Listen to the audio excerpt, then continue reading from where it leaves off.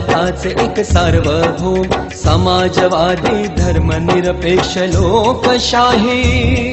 गणराज्य घडवण्याचा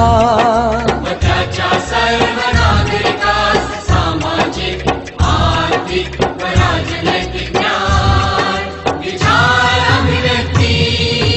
विश्वास श्रद्धा व उपासना यांचे स्वातंत्र्य दर्जाची व संधीची समानता निश्चितपणे प्राप्त करून देण्याचा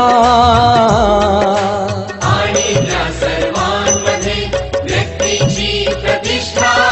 व राष्ट्राची एकता आणि एकात्मता यांचे आश्वासन देणारे बंधुता प्रवर्धित करण्याचा संकल्पपूर्वक निर्धार करून आमच्या संविधान